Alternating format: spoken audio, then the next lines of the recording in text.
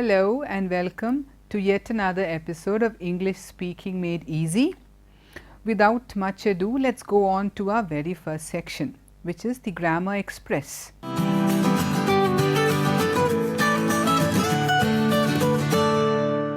In the previous two episodes, we've been talking about adverbs, why it is important and why it is good to know the different types of adverbs. So with today's episode, we are going to wind up on this one category with the last adverb we need to know. It's called, the last kind of adverb is the adverb of degree. When you hear this word adverb of degree, that word is very important because it tells you to what extent or to what level something is done or something happens. So the words which we normally associate with adverbs of degree are words like almost, much, nearly, quite, really, very, so, too.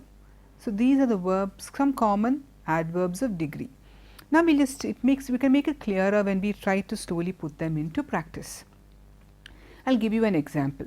Okay, when you want to tell somebody, let's just imagine you went into a cave and you couldn't find your way. You just say the cave was dark. When you say it was dark, okay, we know a cave is dark, but if you want to emphasize with a lot more emotion to what extent you felt the darkness, then you need a nice adverb to help you there. And that is where an adverb of degree comes into. So instead of saying it was dark, you could also use it. It was too dark to find our way out of the cave. It was too hot. It was too crowded. The word, when we add that word too there, it adds a different emphasis or a different, the person who listens to it can actually feel the extent of what you are experiencing. I can tell you, today is a hot day. Okay, that's more neutral. But what about if today is too hot? The day is too hot. Today is very hot. The time you use these adverbs of degree, it takes a sentence and what you feel to a different level. Okay, another example. The referee had to stop the match when it began to rain really heavily. Okay, it was not just heavy, it was very, very heavy rain. When it began to rain, you can say really, or you can even use the word very. When it began to rain very heavily, or when it began to rain really heavily.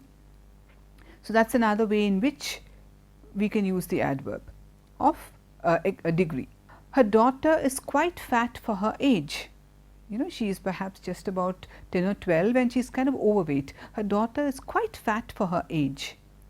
The accident victim nearly died from his injuries.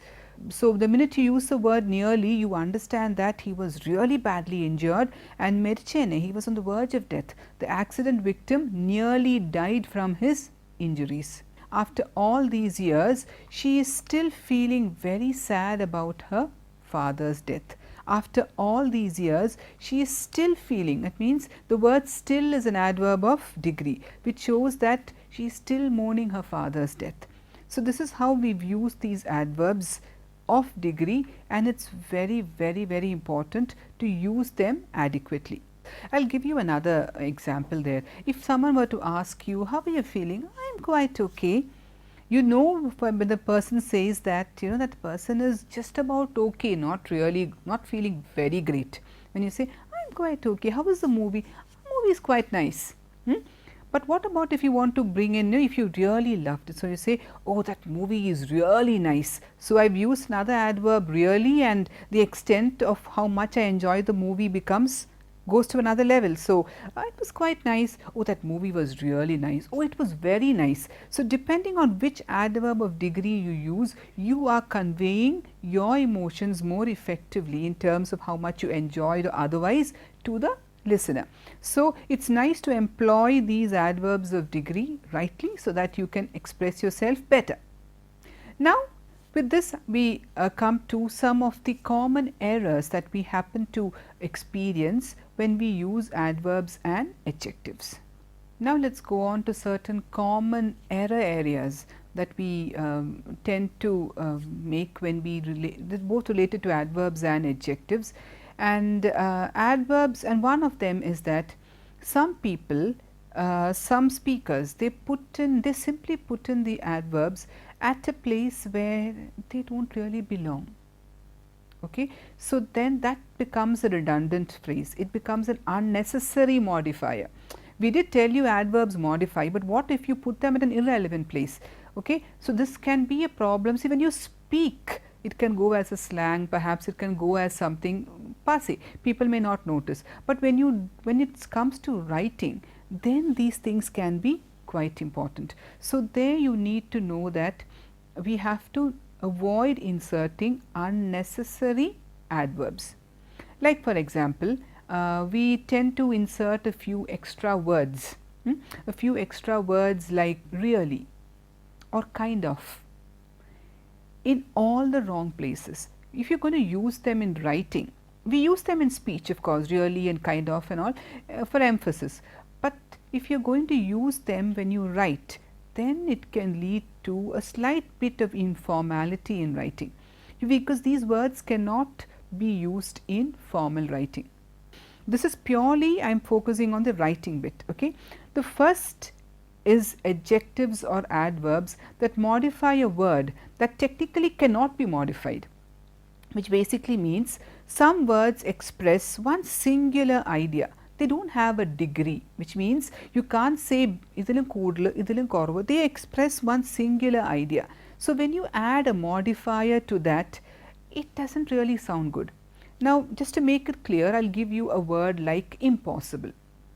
Impossible na vecha cheyan pettilla. This task is impossible. So that is a singular idea. They don't say this task is slightly impossible. This task, no, impossible is a singular idea. So when you're saying impossible, or when you're pregnant, you word like pregnant, either you're pregnant or you're not. You can't say I'm half pregnant, I'm quarter pregnant. No, you're pregnant or you're not. So these are singular ideas. Oh, she is quite pregnant. What do you mean she's quite pregnant? No, she's either pregnant or not. That task is impossible to do. That task is kind of impossible to do. That task is really impossible, slightly impossible to do. There's no slight. These words are singular ideas and they don't carry a degree. So there's no need to add a modifier to them. And another word which you might relate to better is the word unique. Now, unique itself means one of a kind. There is no degree to it. It is one of a kind. Then what happens if you say, oh, he is very unique in what he does?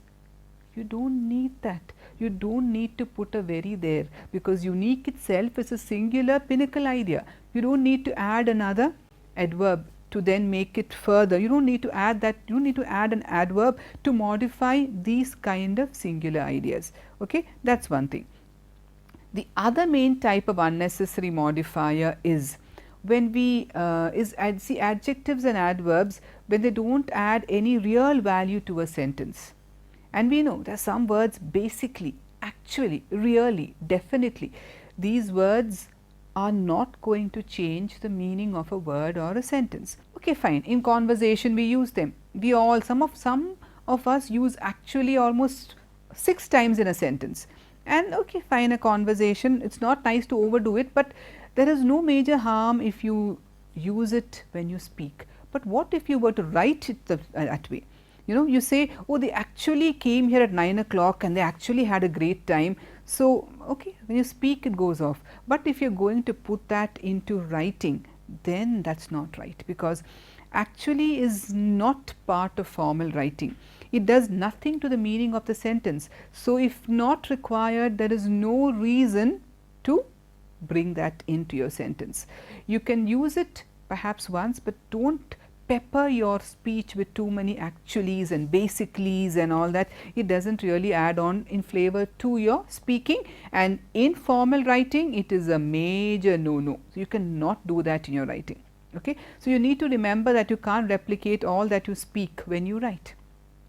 Got that? So, these two areas of confusion also exist. So, I hope you will pay attention to this when you are using when you're using adverbs and adjectives. Now, we are moving on to Lexica, your guide to good vocabulary.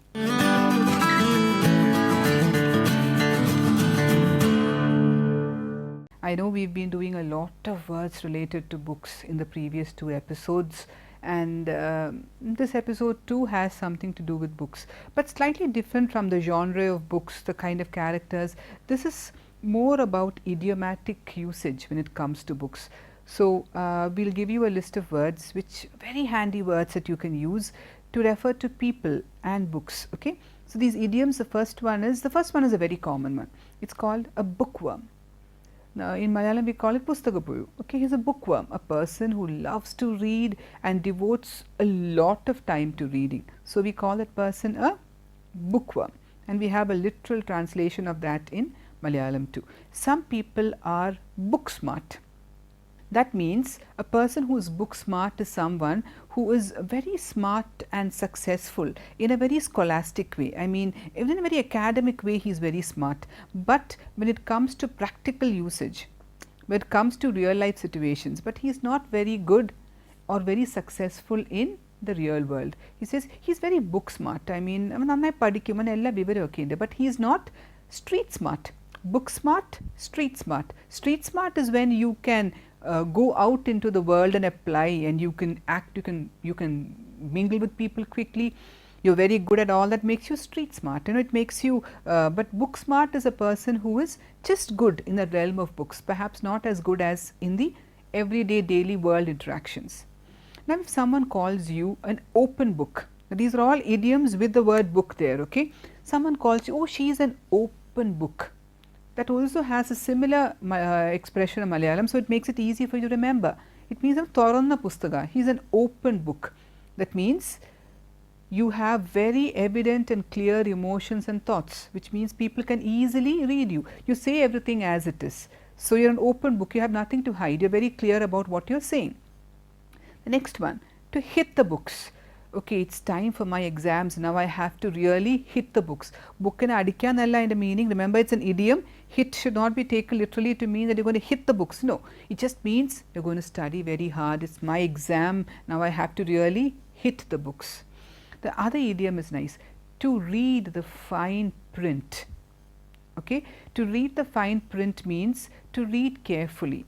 To know all the information that is that you have a large document, it could be a contract and everything, or something large. So the information, so to know all the information that is contained in a large document, it could be a contract between between two people. So you can say to read the fine print. It means you've read it very carefully and you understand everything clearly. The next word which we have is to read between the lines. Now this is a wonderful quality if you have it.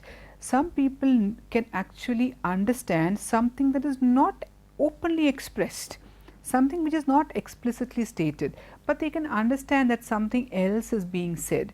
So read between the lines means your ability to understand more than what is being said. Okay, and that's a nice word. So to infer, sometimes, you know, and so it's a nice word which means to read between the lines. The next phrase we have, the next idiom we have is read my lips. If someone tells you read my lips, what they are telling you is listen very carefully.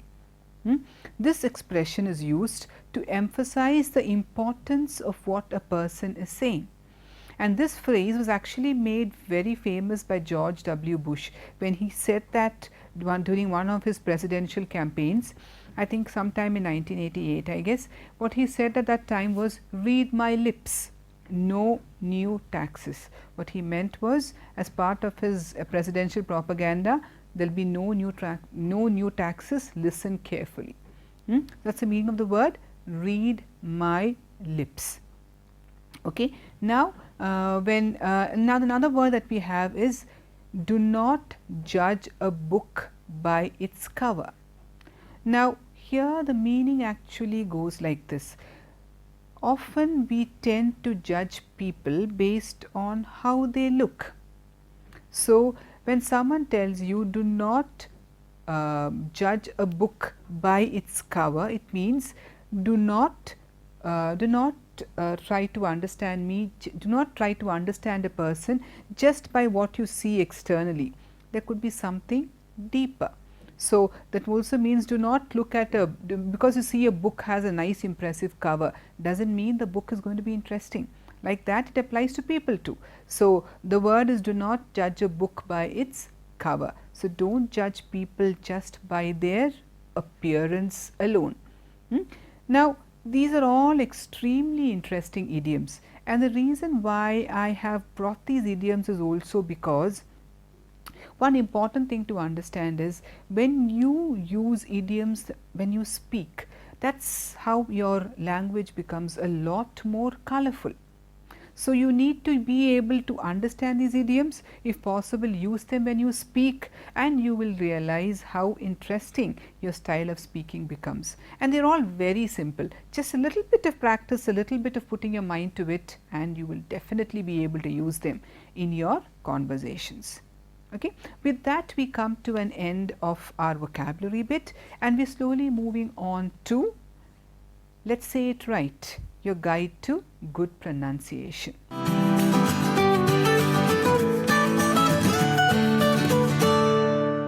Like every time, I've handpicked a few words for you, words that are likely to kind of go wrong when you pronounce them. So the first word I'd like to tell you is the word O-F-T-E-N. Now this word, you may have heard two different pronunciations for that word. You must have heard often and you must have heard often. And if you confused regarding which one is the right pronunciation, let me tell you the good news is both are perfectly fine. Often is British, American is often. That's the only difference. Apart from that, both words usage, you can use them. The next word which we tend to make a mistake is W-O-M-E-N. We know what it is. It's a plural for woman. But because the singular is woman, we tend to feel that the plural also should have a similar pronunciation. So we say woman, woman, woman. No, woman, perfect. Plural is women, women. So woman, women. Okay, not the, it is not, the men is not expanded. Woman, women. Okay. The next word, this word is also one word which kind of creates a lot of confusion when people speak, is the word poem, P-O-E-M. I am sure right from the time we were in school, we've heard everyone say poem, poem, and it's not poem, it is poem, poem. Okay, you don't have a or a sound coming in there. The next word is, this is not a big problem, but still I have seen some people go wrong, and that is exactly why I have chosen this word, I-R-O-N. Because we have the R sound there, some of us don't know whether it should be stressed or whether it should be left, whether we need to use that word, whether it needs to be dropped. And so we have many of them saying the word iron because there is an R there. But remember, it is not iron, it is iron, iron. The R is not stressed. Iron, it's not iron. And the same applies when you are referring to the metal, and also when you are referring to the process of ironing your clothes. There is no R that is stressed there. C-O-U-P-O-N. This word, 80% of us go wrong. We say coupon. It's not coupon, it is coupon.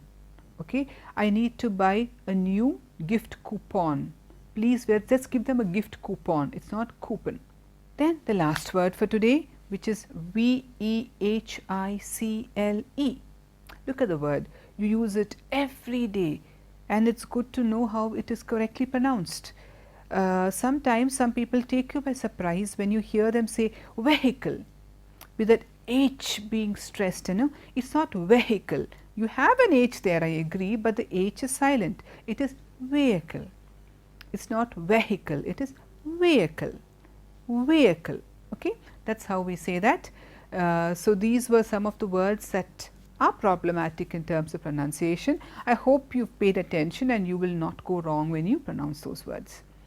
Now let's go on to a last section, which is let's talk.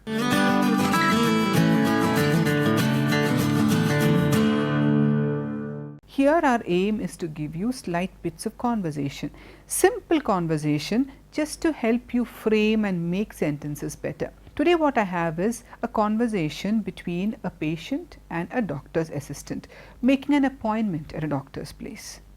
So we'll start with the conversation. The doctor's assistant takes the phone and says, "Good morning, Dr. Jensen's office. How may I help you?" And the patient says, "Hello, I'd like to make an appointment to see Dr. Jensen, please." And I'd like to make an appointment. Look at the expression. I'd like to make an appointment to see Dr. Jensen, please. The doctor's assistant says, "Have you been in to see Dr. Jensen before?" Have you been in to see Dr. Jensen before? Or to put it simply, have you seen Dr. Jensen before? And the patient says, "Yes, I've had a physical last year," which means a physical examination, a physical test. "Yes, I've had a physical last year." And the doctor's assistant says, "Fine, so what's your name?" And he says, "Maria Grace."